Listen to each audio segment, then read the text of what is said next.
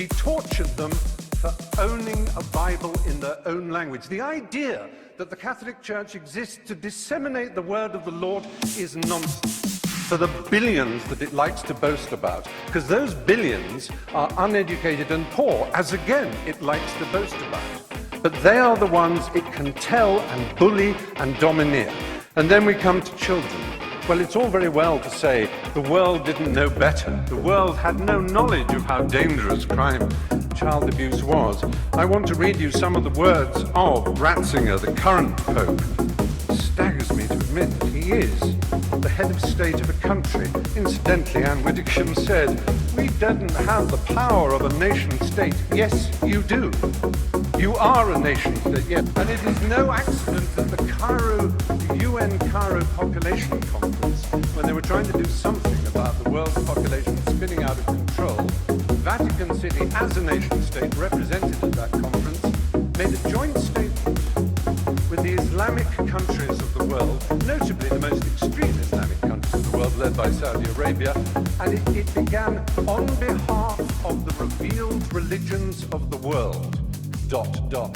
And what it did was essentially hobble and veto any possibility of women's sexual freedom in the world, because as we know, the Islamic religion and the Catholic Church have never been anything other than implacably opposed to women's choice in their own bodies and their destinies. Ratzinger, in 2003, he was prefect, I'm not making this up, he was prefect of the Congregation of the Doctrine of the Faith. And it was his job to deal with the child abuse scandal that was brewing. His first act was to write a letter to Catholic bishops ordering them on pain of excommunication not to talk to the police or anyone else. Investigations should be handled, he wrote, and I'm quoting that letter, "in the most secretive way, restrained by perpetual silence." The Mexican founder of the Legion of Christ movement, Maciel Degollado, was protected from his own catalogue of child abuse, which is horrific. "One cannot put on trial so close a friend of the Pope," said Ratzinger. When the allegations could no longer be denied, Maciel was sentenced to a life of prayer and penitence. And Ratzinger described the whole affair and that of Bernard Law of Boston, to which my colleague also referred, as causing suffering for the Church and for me personally. He also said the answer would be to stop homosexuals from being allowed into the Church.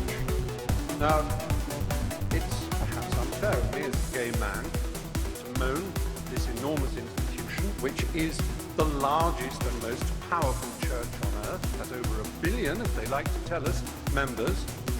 It's a little hard for me to know that I am disordered, or again, to quote Ratzinger, that I'm guilty of a moral evil, fulfilling my sexual destiny as I see it.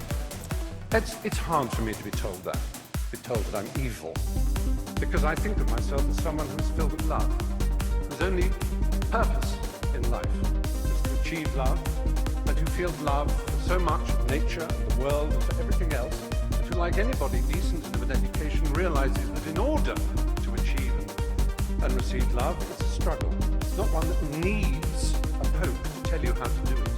It certainly isn't one who needs a pope to tell you that you're evil. With 6% of all teenage suicides being gay teenage suicides, we certainly don't need the stigmatization, the victimization that leads to playground bullying when people say you're a disordered, morally evil individual.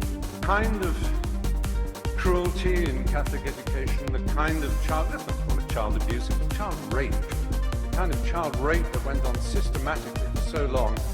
Let's imagine that we can overlook this and say it is nothing whatever to do with the structure and nature of the Catholic Church and the twisted, neurotic and hysterical way that its leaders are chosen. The celibacy, the nuns, the monks, the priesthood. This is not natural and normal, ladies and gentlemen, in 2000. For me to be called a pervert by these extraordinarily sexually dysfunctional people, I have to say, this is not a problem that necessarily is permanent. I'd like to believe that in 10 years' time I could come back and argue the opposite. Even though I've talked about the history and the structural problems of this benighted institution, cruelty and the unpleasantness that is caused around the world, I have yet to approach one of the subjects dearest to my heart,